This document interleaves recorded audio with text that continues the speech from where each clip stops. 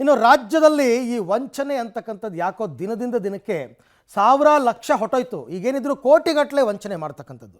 ಐಶ್ವರ್ಯ ಗೌಡ ಪ್ರಕರಣ ನೋಡಿದ್ರಿ, ಶ್ವೇತಾ ಗೌಡ ಪ್ರಕರಣ ನೋಡಿದ್ರಿ, ಈಗ ಇನ್ನೊಂದು ಕೇಸ್ ಅದೇ ರೀತಿ ಕಂಡು ಬಂದಿದೆ. 25 ಕೋಟಿ ಸ್ಟೋರಿ ಇದು. ಅದರಲ್ಲಿ 6 ಕೋಟಿ ಪಂಗನಾಮ ಹಾಕಿರ್ತಕ್ಕಂಥದ್ದು. ಅಂದರೆ ಪ್ರಮುಖವಾಗಿ ದಂಪತಿಯಿಂದ ಈಗ ಕೋಟಿ ಪಂಗನಾಮ ಹಾಕಿರುವಂಥ ಇನ್ನೊಂದು ಕೇಸ್ ಹುಟ್ಕೊಂಡಿದೆ ಕರ್ನಾಟಕದಲ್ಲಿ, ಅದರಲ್ಲೂ ರಾಜಧಾನಿ ಬೆಂಗಳೂರಿನಲ್ಲಿ. ಹೆಂಗೆ ಇವರು ಟೋಪಿ ಹಾಕಿದ್ದಾರೆ ಈ ಗಂಡ ಹೆಂಡತಿ ಸೇರಿಕೊಂಡು, ಕಾರ್ಲ್ಟನ್ ಟವರ್ ಹೆಸರಿನಲ್ಲಿ ದೋಖ. ಅಲ್ಲೊಂದು ಅಗ್ನಿ ದುರಂತ ಆಗಿತ್ತಲ್ಲ, ಆ ಅಗ್ನಿ ದುರಂತದಲ್ಲಿ ನಾವೇ ಸಾಕ್ಷಿಗಳು, ಪ್ರತ್ಯಕ್ಷದರ್ಶಿಗಳು. ನಮಗೆ ಸಾಕ್ಷಿ ಹೇಳಬೇಡಿ ಅಂತ ಆ ಬಿಲ್ಡಿಂಗ್ ಮಾಲೀಕ ನಮಗೊಂದು 25 ಕೋಟಿ ಆಫರ್ ಮಾಡಿದ್ದಾರೆ, 25 ಕೋಟಿ ಕೊಟ್ಟಿದ್ದಾರೆ. ಅದರಲ್ಲಿ ಆಗಲೇ ಆಲ್ರೆಡಿ ಒಂದು 6 ಕೋಟಿ ಕೊಟ್ಟಿದ್ದಾರೆ ನಮಗೆ. ಬಟ್ ಈ ಇ.ಡಿ ಅವರು ಇವರೆಲ್ಲ ತುಂಬ ತೊಂದರೆ ಕೊಡ್ತಾ ಇದ್ದಾರೆ, ಅದನ್ನು ರಿಲೀಸ್ ಮಾಡಿಸ್ಕೊಳ್ಳೋಕೆ ಸ್ವಲ್ಪ ದುಡ್ಡು ಬೇಕು ಅಂತ ಬೇರೆಯವರಿಂದ ವಸೂಲಿ ಮಾಡಿಕೊಂಡಿರ್ತಕ್ಕಂಥ ಕಥೆ ಇದು. CCBಯಿಂದ ಈಗ ವಂಚಕ ದಂಪತಿ ಅರೆಸ್ಟ್ ಆಗಿದ್ದಾರೆ. ಎಷ್ಟು ಚೆನ್ನಾಗಿ ಐನಾತಿ ಕತೆ ಕಟ್ಟಿದ್ದಾರೆ ಅಂತಂದರೆ ಅದನ್ನು ಜನ ನಂಬಿಟ್ಟಿದ್ದಾರೆ. ಹೇಗಿತ್ತು ಇವ್ರ ಕಥೆ ಅಂತ ನೀವೇ ನೋಡಿ. ಐಶ್ವರ್ಯ ಗೌಡ, ಶ್ವೇತಾ ಗೌಡ ವಂಚನೆ ಸಾಲಿಗೆ ಮತ್ತೊಬ್ಬ ಆಕೆ. ಕೋಟ್ಯಾಂತರ ರೂಪಾಯಿ ವಂಚನೆ, CCBಯಿಂದ ದಂಪತಿ ಅರೆಸ್ಟ್. ಬಂಗಾರದ ವಂಚಕಿ ಐಶ್ವರ್ಯ ಗೌಡ, ಶ್ವೇತಾ ಗೌಡ ಸಾಲಿಗೆ ಇದೀಗ ಹೊಸ ಹೆಸರು ಸೇರ್ಪಡೆಗೊಂಡಿದೆ. ಅದುವೇ ರೇಖಾ. ವಂಚನೆಯನ್ನೇ ಕಾಯಕವನ್ನಾಗಿ ಮಾಡಿಕೊಂಡಿದ್ದ ರೇಖಾ ಪತಿ ಜೊತೆ ಸೇರ್ಕೊಂಡು ಕೋಟಿ ವಂಚನೆ ಮಾಡಿದ್ದಾಳೆ. ಇದೀಗ ಕಿಲಾಡಿ ದಂಪತಿಯನ್ನ CCB ಪೊಲೀಸರು ಬಂಧಿಸಿದ್ದಾರೆ.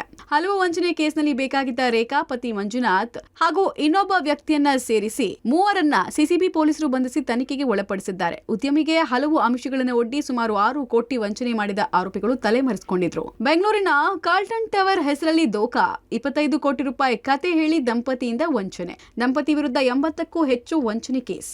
ಆರೋಪಿ ರೇಖಾ ಮತ್ತು ಪತಿ ಮಂಜುನಾಥ್ ವಂಚನೆ ಖತರ್ನಾಕ್ ಪ್ಲಾನೆ ಮಾಡಿದ್ರು. 2010ರಲ್ಲಿ ದೊಂಗಳೂರಿನ ಕಾರ್ಲ್ಟನ್ ಟವರ್ ಓನರ್ ಅಸೋಸಿಯೇಷನ್ ಕಟ್ಟಡದಲ್ಲಿ ಬೆಂಕಿ ಅವಘಡ ಸಂಭವಿಸಿತ್ತು. ಈ ಅವಘಡದ ಪ್ರತ್ಯೇಕ ಸಾಕ್ಷಿ ನಾವಾಗಿದ್ದೀವಿ.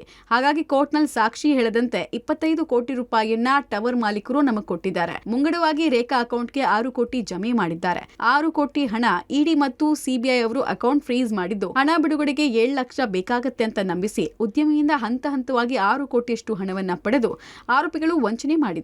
ಈ ರಿಯಲ್ ಎಸ್ಟೇಟ್ ಉದ್ಯಮಿ ಒಬ್ಬರಿಗೆ 25 ಕೋಟಿ ಹಣದ ಆಸೆ ತೋರಿಸಿ ಸುಮಾರು 6 ಕೋಟಿಯಷ್ಟು ಹಣವನ್ನ ಹಂತವಾಗಿ ಅವರಿಂದ ಪಡೆದು ಮೋಸ ಮಾಡಿರ್ತಕ್ಕಂತಹ 3 ವ್ಯಕ್ತಿಗಳನ್ನ ಬಂಧಿಸುವಲ್ಲಿ ಯಶಸ್ವಿಯಾಗಿದ್ದಾರೆ. ರಿಯಲ್ ಎಸ್ಟೇಟ್ ಉದ್ಯಮಿಯೊಬ್ಬರು CCBಗೆ ಬಂದು ಅವರನ್ನ ಈ ರೀತಿ 3 ವ್ಯಕ್ತಿಗಳು ಈ ದೊಂಬನಲ್ಲಿರ್ತಕ್ಕಂಥ ಕಾರ್ಲ್ಟನ್ ಟವರ್ ಅದರ ಅವಘಡದಲ್ಲಿ ಅವರು ಸಾಕ್ಷಿಯಾಗಿದ್ರು. ಮತ್ತೆ 3 ವ್ಯಕ್ತಿಗಳ ಸಾಕ್ಷಿಗಳನ್ನ ನುಡಿದೇ ಇರೋ ಹಾಗೆ ಆ ಬಿಲ್ಡಿಂಗ್ ಓನರ್ಗಳು ರಿಕ್ವೆಸ್ಟ್ ಮಾಡ್ತಾ ಇದ್ದಾರೆ ಅಂತ ಹೇಳಿ ಒಂದು ಸುಳ್ಳು ಕಥೆಯನ್ನ ಸೃಷ್ಟಿಸಿ ಆ ವ್ಯಕ್ತಿಯಿಂದ 5 ಕೋಟಿ 75 ಲಕ್ಷದಷ್ಟು ಹಣವನ್ನು ಆ ವ್ಯಕ್ತಿಯಿಂದ ಪಡೆದುಕೊಂಡಿರ್ತಾರೆ. ರಿಯಲ್ ಎಸ್ಟೇಟ್ ಉದ್ಯಮಿಯಿಂದ ಆರೋಪಿತ ಮಹಿಳೆ ಮತ್ತು ಆಕೆಯ ಗಂಡ ಮತ್ತು ಇನ್ನೊಬ್ಬ ಸ್ನೇಹಿತ 3 ಆರೋಪಿಗಳನ್ನು ಪೊಲೀಸರು ಈಗ ಬಂಧಿಸಿದ್ದಾರೆ.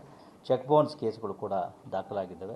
ಆರೋಪಿಗಳ ನಡೆ ಬಗ್ಗೆ ಅನುಮಾನಗೊಂಡ ಉದ್ಯಮಿ CCBಗೆ ದೂರು ಕೊಟ್ಟಿದ್ರು. ಪ್ರಕರಣವನ್ನು ಗಂಭೀರವಾಗಿ ಪರಿಗಣಿಸಿದ CCB ಪೊಲೀಸರು ಘಟನೆ ಸಂಬಂಧ ವಂಚಕಿ ರೇಖಾ ಹಾಗೂ ಗಂಡ ಮಂಜುನಾಥ್, ಚೇತನ್ ಎಂಬುವರನ್ನ ಬಂಧನ ಮಾಡಿ ತನಿಖೆಗೆ ಒಳಪಡಿಸಿದಾಗ ವಂಚಕರ ಕರಾಳ ಮುಖ ಬಯಲಾಗಿದೆ.